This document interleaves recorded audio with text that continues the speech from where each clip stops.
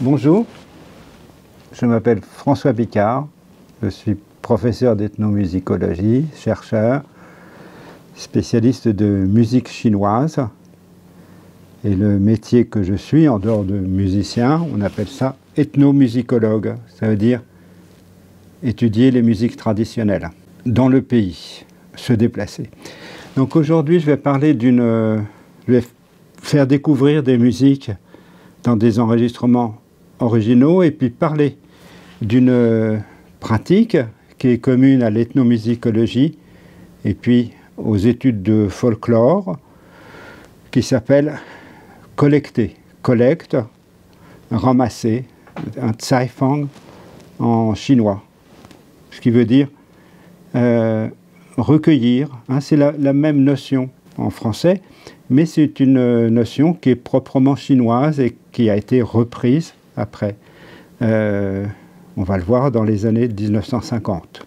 Je parle d'un moment, une période assez courte, mais très dense, qui est 1986-1987, lorsque j'étais étudiant au Conservatoire de musique de Shanghai.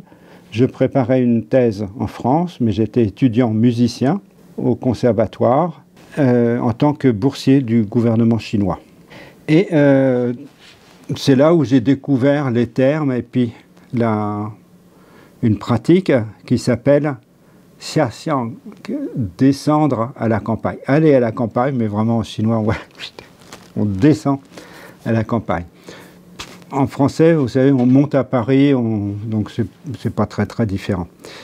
Dans les autres étudiants étrangers qui étaient avec moi, il y avait Fred Lowe, qui est un Américain né à Hong Kong, Fei Tian, qui est un Japonais, Elsa Li Shuyi, qui est une Australienne. Donc, voilà, des gens un petit peu de partout dans le monde. Et puis, donc, dans cette pratique de la récolte, il y a une pratique qui est très chinoise à l'intérieur, qui est lianxi, faire des relations. Et entre hommes, ça se fait, par exemple, on voit ici où je le fais avec le grand professeur Xiaye, qui est d'offrir du feu à une personne respectable. Boire un coup, on pourrait le faire aussi.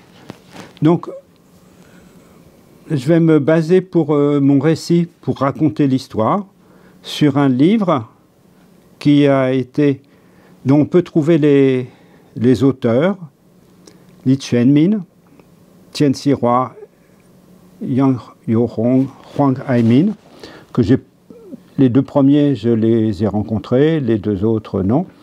Et donc, ce Mintian Yinue Zaifang Shuozi, le guide de la collecte de musique populaire, qui a été publié en 1963 à usage interne. Hein. À usage interne, ça veut dire Neibu. Ah, oh là, qu'est-ce que c'est que cet étranger qui a un livre Neibu, c'est interdit. Non, c'est pas interdit, je l'ai acheté légalement, parce que, donc il a été publié en 1963. Ça veut dire qu'il a eu le temps d'être utilisé pendant une année, 1963. Et puis après, il a fallu attendre 1978 pour que les conservatoires réouvrent, puis vraiment 1985 pour qu'on puisse refaire, se déplacer, aller faire de la collecte pour les Chinois. Et cet ouvrage, en 1987, quand l'Institut de recherche musicale, hein, Yinue Yanshouso, s'est réouvert au niveau national, ils ont fait le balayage, ils ont vendu les ouvrages qu'ils avaient en triple, en quadruple, comme ça, pour garder 2 exemplaires. Et donc, c'est comme ça que j'ai pu acheter ce manuel. C'est un manuel, ça ne veut pas dire qu'on l'a forcément à la main, mais ça veut dire que ça dit bien qu'est-ce qu'on doit faire, quelles sont les règles.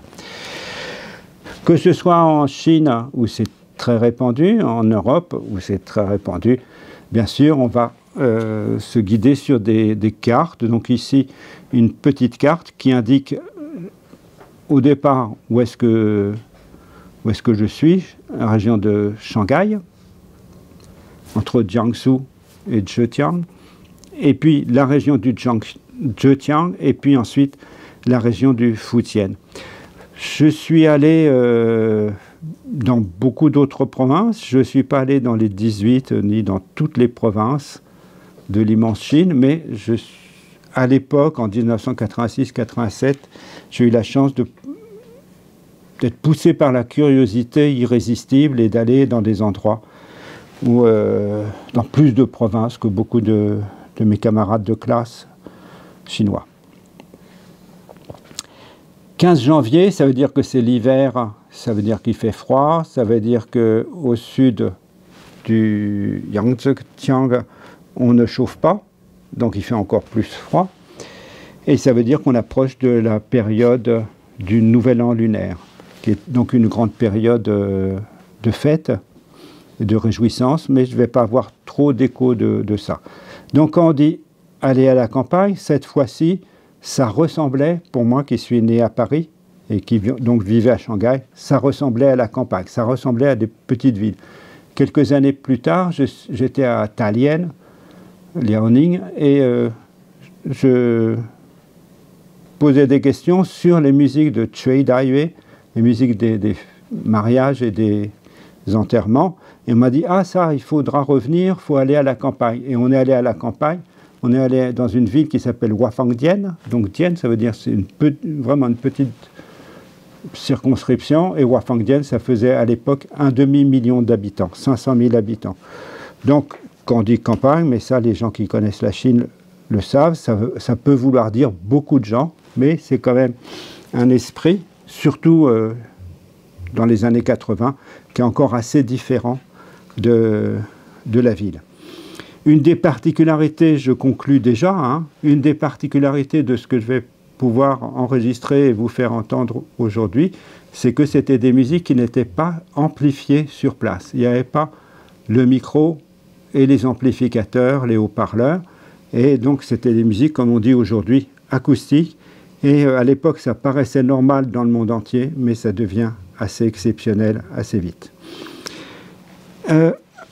Donc ici, on est dans un contexte où du voyage officiel pour l'apprentissage de la collecte, de l'acte de collecter, et puis la découverte de musique qu'on ne peut atteindre que en allant sur place, des musiques locales qui ont voyagé très peu, et c'est encadré par le conservatoire de Shanghai. C'est le voyage officiel d'études du conservatoire de Shanghai, avec notre professeur Li Minxiong, qui est né ici, là, dans l'est du Zhejiang. Et donc on va entendre des musiques qui sont très particulières. Il y a des musiques de luogu, de tambour et de gong, il y en a dans toute la Chine, hein, heureusement. Il y en a partout où il y a de l'opéra, partout où il y a des rituels, il y a luogu, mais il y a des genres qui sont assez particuliers, assez réputés. Et parmi ceux-là, le genre des tambours et gongs de l'est du Zhejiang, que j'ai pu enregistrer avec le groupe à Painikan.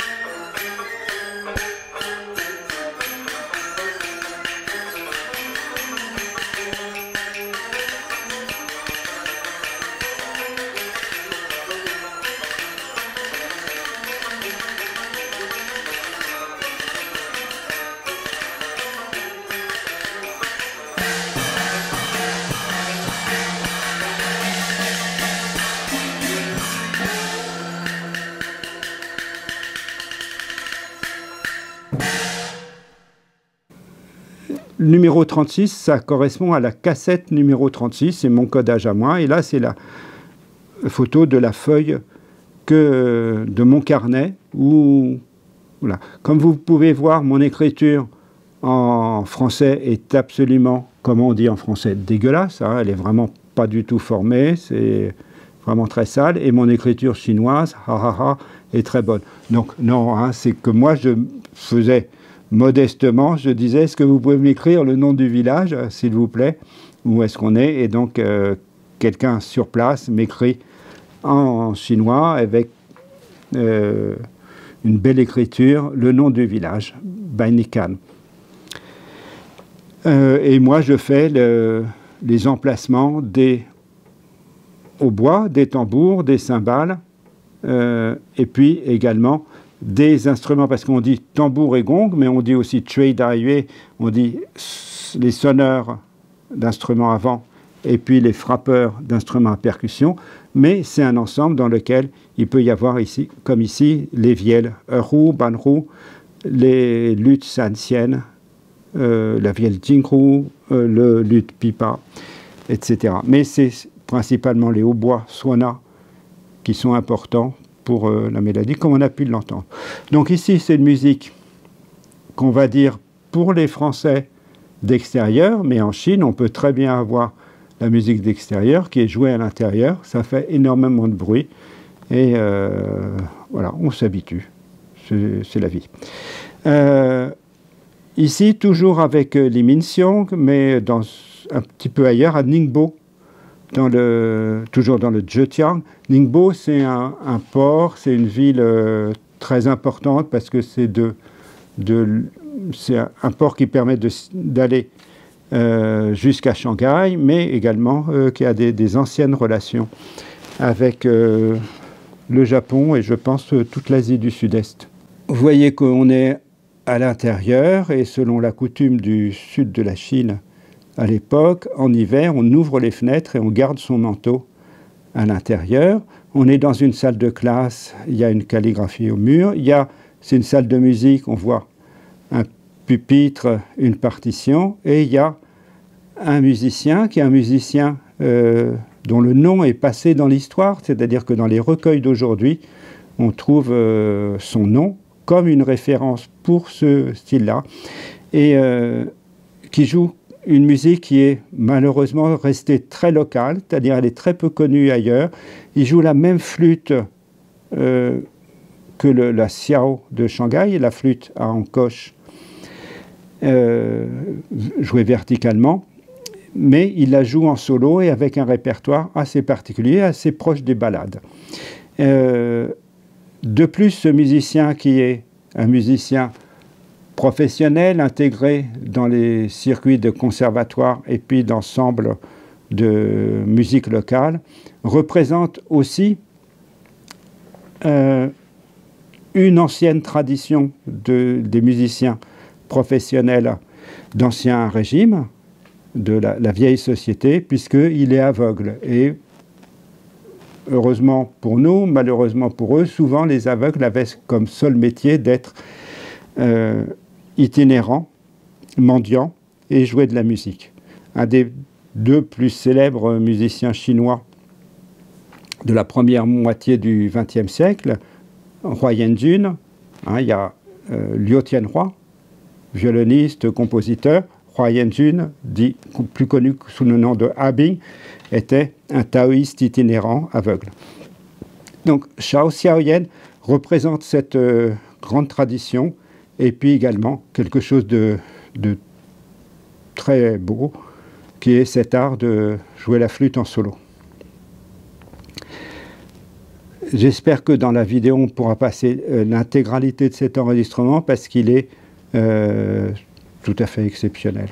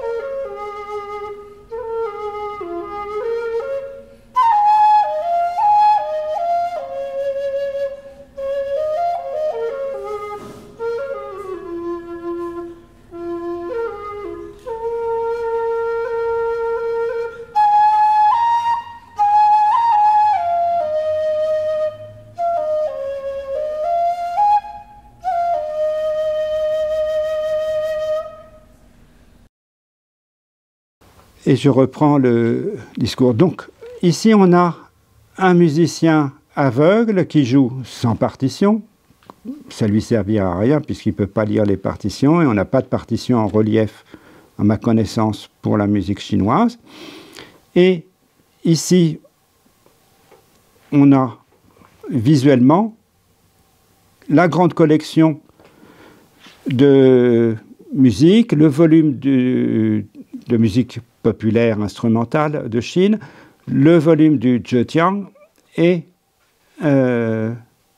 voilà, page 45, on a une pièce dont le titre me dit que c'est la même pièce que j'avais collectée. Et en plus, il se trouve que la version de référence de Yu Changzhou, sur laquelle je n'ai pas d'informations particulières, malheureusement, celle qui est retranscrite, c'est celle de Shao Xiaoyan. Donc, ceux qui ont fait attention peuvent remarquer que le musicien aveugle joue la même chose que ce qui a été retranscrit, et qui a été retranscrit sans doute par rapport à une autre version que celle que j'avais enregistrée moi, un autre jour, hein, mais c'est le même musicien, donc c'est mémorisé, fixé, même si ce n'est pas la musique écrite avant qu'elle soit jouée, elle est écrite après, c'est quand même une musique qui est fixée par l'entraînement et par la tradition, et puis par le contrôle du maître, c'est-à-dire qu'on va jouer la version au maître, et dit non, non, non, tu repars, et tu reviendras quand tu sauras jouer ma version comme je la joue.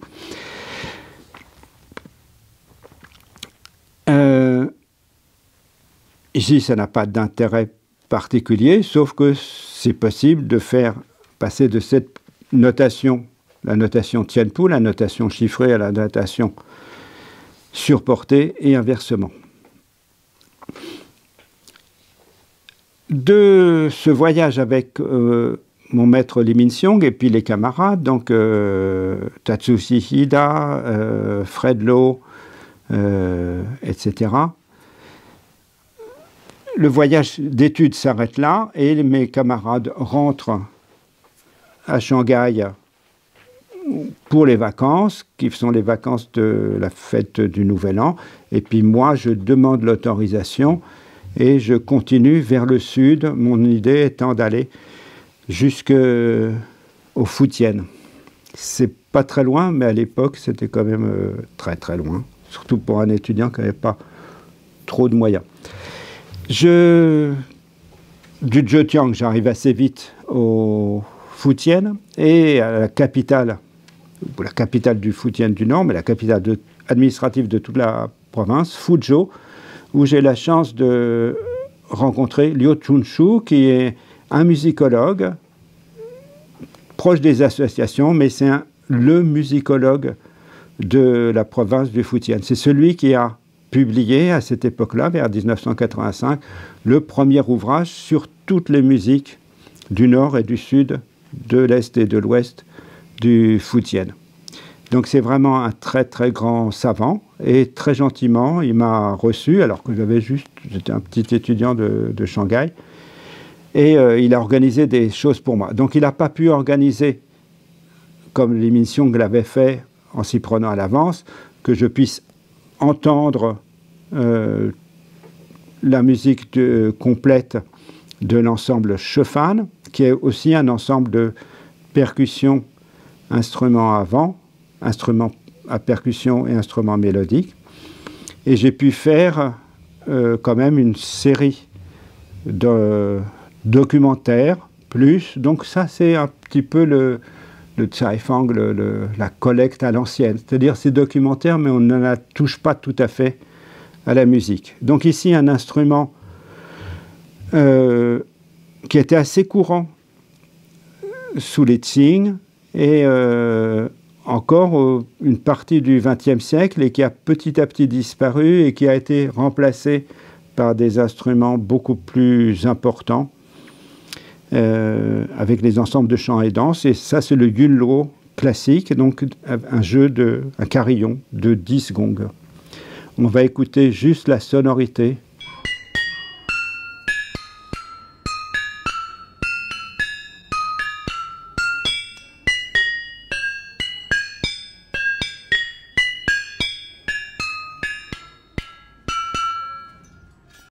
Là, donc je le dis en français, il faudrait le dire dans toutes les langues, le marquer. Ce n'est pas de la musique chinoise, c'est juste quelqu'un qui tape sur les notes pour faire entendre le son des notes. Et comme vous avez pu entendre, le Yunluo, il ne va pas faire Do, Ré, Mi, Sol, La ou Fa, Sol, La, Do, Ré, Do, Ré, Fa, Sol, La, mais il va faire toutes les notes de la gamme, les mêmes notes que à peu près que les touches blanches d'un piano. Hein, Do, Ré, Mi, Fa, Sol, La, Si ou Si bémol, Do, Ré, Mi. Pour ceux qui ont vraiment une très bonne vue, vous pouvez voir qu'ici il y a marqué 5, ici il y a marqué 6, ici il y a marqué 7, et en chinois, 5 ça se prononce So, 6 ça se prononce La, et 7 ça se prononce Si, So, La, Si, La, So. Hein, c'est le nom des notes, et on les a, le numéro et le nom des notes. Et donc sur chacun des gongs, on a marqué au stylo, ça n'abîme pas le son, le nom des notes en moderne. Je vous ai fait cet itinéraire parce que ça permet de passer vraiment d'un genre à l'autre en étant quelquefois à l'intérieur de la même région, de la même ville, pour dire qu'il n'y a pas une musique chinoise, mais il y a des musiques chinoises. Ici, c'est Liu Xian qui est un ami. Pour lui, j'avais une recommandation particulière de mon professeur bien-aimé, Lignogène du Conservatoire de Shanghai, qui m'avait dit, mais si tu vas dans le sud, va voir à Fuzhou, Liu Xian, c'est le joueur de Qin le plus au sud de la Chine. Après, il faut vraiment aller à Canton, Hong Kong, pour rencontrer des joueurs de Qin. Et il n'y en a pas beaucoup dans le Qin, il y en a beaucoup dans le nord, un petit peu Sichuan, mais il y en a un petit peu partout qui sont isolés. Et à Fuzhou, tu verras, il n'y a pas beaucoup de joueurs de Qin, mais il y a Liu Xian. Donc on voit sur la photo que Liu Xian est quelqu'un qui est un homme de Qin, c'est-à-dire qui vit dans le monde de la calligraphie, donc de la poésie, et aussi de la peinture du lavis chinois. Mais c'est aussi un homme de musique, puisqu'il a le Qin, et il a une harpe, qui est une harpe, ce n'est pas les reconstitutions de Congro, c'est vraiment la harpe occidentale. C'est un musicien, et c'est un homme de Qin, c'est un homme de culture chinoise traditionnelle. Et il me joue une version en disant, bon, c'est une version, mais la pièce, elle est longue et elle a beaucoup de répétitions, ce qui est vrai, ce qui est bien connu. Et donc, je vais jouer en faisant des coupures. Et en fait, il joue, je m'en suis aperçu récemment, il joue sa version à lui, qui est assez différente malgré tout de la version la plus commune. Donc la pièce s'appelle le Puanzhou, l'incantation de Puan, et j'ai beaucoup de chance parce que c'est la pièce sur laquelle, dès janvier 87, je me disais, c'est cette musique-là, le même air qui passe de du temple à la sitar Qin, et puis aux musiques de percussion et au bois, et aux musiques de pipa solo, les musiques anciennes, les musiques modernes, les musiques de film, c'est celle-là que je veux étudier pour regarder les relations entre les instruments. Et donc, voici Liu Xian qui joue cette pièce qui est très calme, très douce et très belle.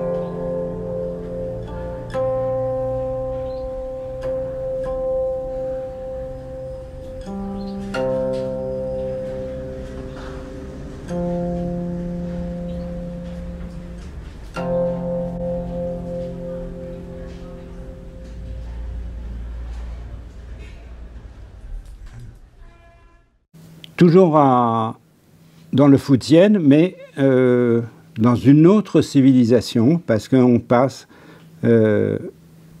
Fuzhou, c'est déjà pas facile pour les gens de Shanghai, le Fuzhou-roi, mais à Quanzhou, c'est le Minnan-roi, et donc c'est vraiment une autre langue, c'est une langue, comme chacun sait, qui est parlée à Taïwan, aux Philippines et à San Francisco, même à Paris.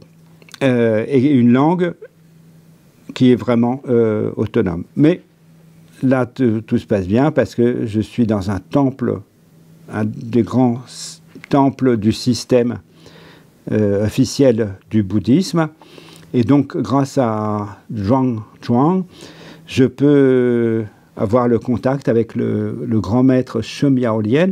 Pour l'histoire de la musique, c'est le disciple direct et bien-aimé qu'il a nommé de Li Shutong. Li Shutong, c'est un des jeunes gens qui sont allés, dans les années 1910, étudier au Japon et qui ont ramené la philosophie moderne, qui ont ramené la littérature moderne, et Li Shutong, il a ramené le théâtre parlé. C'est lui qui a amené l'idée de Huazhu, le théâtre parlé, alors qu'en Chine, comme chacun sait, c'était le Siju, le théâtre avec les combats et avec le chant. Et Li Shutong est devenu ensuite bouddhiste, et il est devenu un des rares patriarches du bouddhisme du XXe siècle. Et c'est dans son temple même, au Kaiyuan-se, avec l'autorisation spéciale de Miaolian, le maître du temple, que j'ai pu enregistrer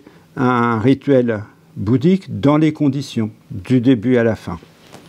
Et non seulement l'enregistrer, mais le publier plus tard.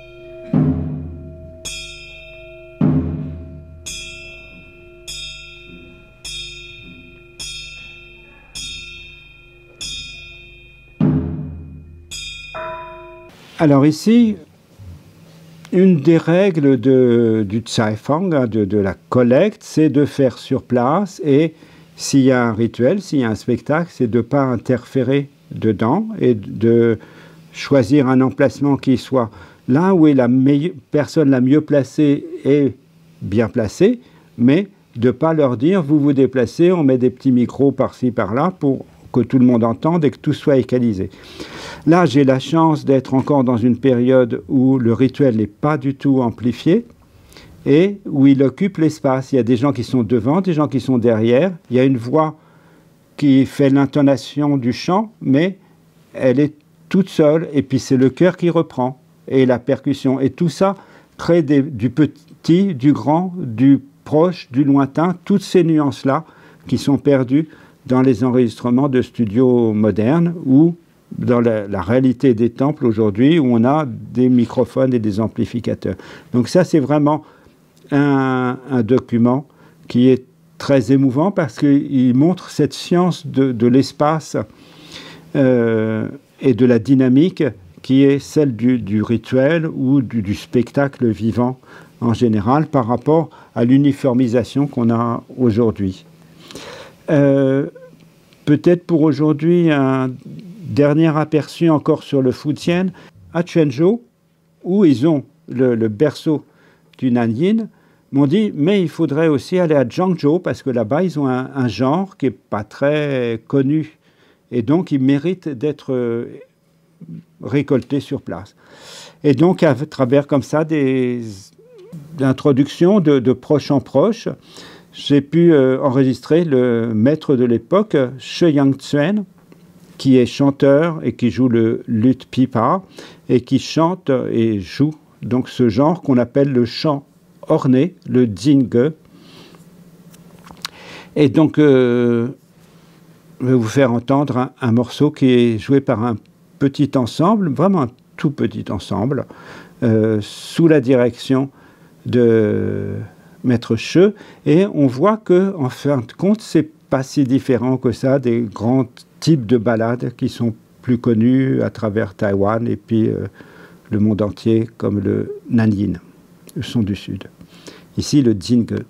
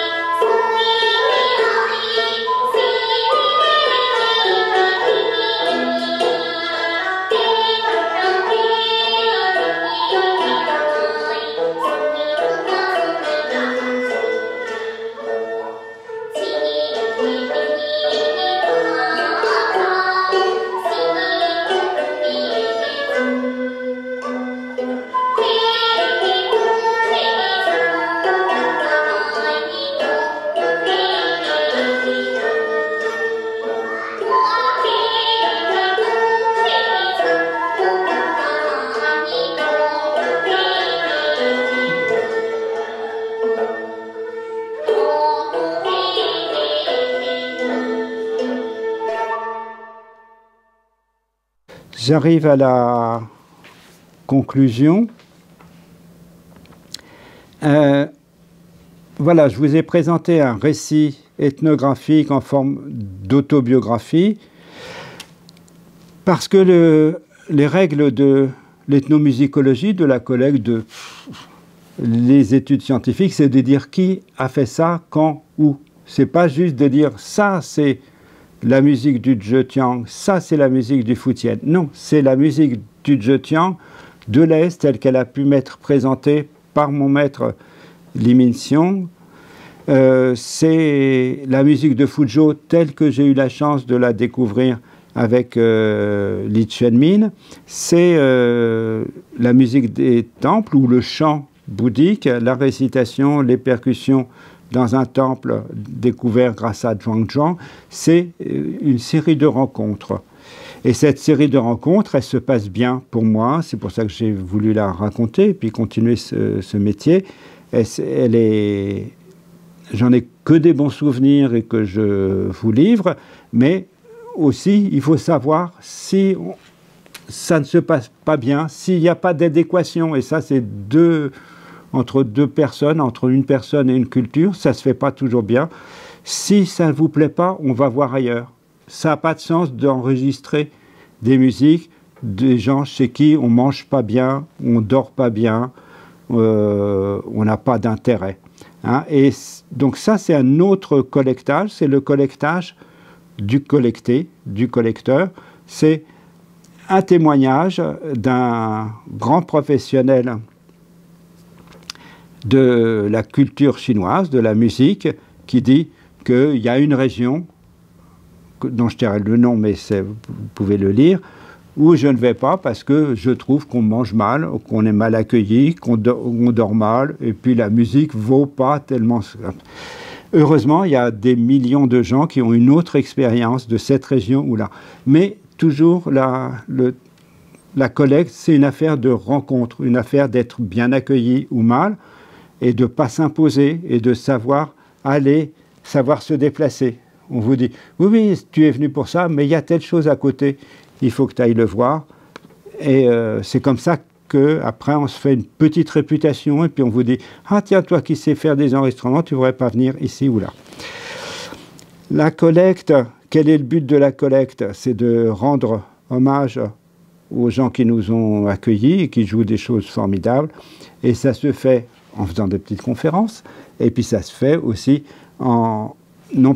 bien sûr en mettant des archives dans des bibliothèques, c'est très bien, mais surtout en les publiant. Moi, j'ai eu la chance, en 1987, en revenant en France, c'était le basculement de l'ère de l'enregistrement analogique à l'enregistrement numérique. Et on a refait tout l'inventaire auditif du monde en republiant tout, depuis Jean-Sébastien Bach, Mozart, les musiques d'Inde du Nord, jusqu'à des musiques qu'on n'avait pas encore beaucoup documentées. Et donc, ça a été la possibilité pour moi formidable de publier 1, 2, puis une trentaine de disques. Parmi ces disques-là, donc, vous avez pu entendre des musiques qui ont été publiées principalement sur 3 disques. Pour le chant liturgique bouddhique, un disque Shin Fan Bai Okora.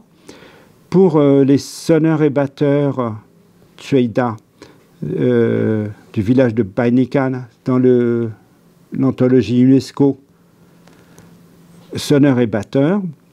Et puis pour les autres, dans un disque qui est vraiment un disque à l'ancienne, un disque de voyage, mais grâce à l'enregistrement et la publication numérique, on avait la possibilité d'avoir des longues plages et puis un son qui était vraiment de qualité par rapport à ce qui était quelques années auparavant sur les 33 tours ou même à la radio.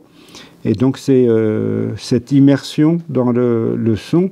Vous avez pu entendre, pour ceux qui ont des bonnes conditions d'écoute et qui font un petit peu attention, que très souvent on a aussi un arrière-plan. On a la ville au loin, on a des gens, la vie continue. Au moment où on enregistre, la vie continue, même si c'est le Tsin, on ne crée pas une atmosphère artificielle d'un studio où ce serait au milieu d'un laboratoire. c'est la musique chinoise, la musique vivante. Elle est au milieu d'une Chine vivante et comme on dit en chinois, zhenao, hein, la chaleur de la ville, la chaleur du marché, c'est bruyant. Si c'est trop silencieux, c'est triste et ça fait peur. Mais en Chine, à cette époque-là, et encore maintenant, j'espère, il y a du zhenao partout où il y a de la musique. Merci.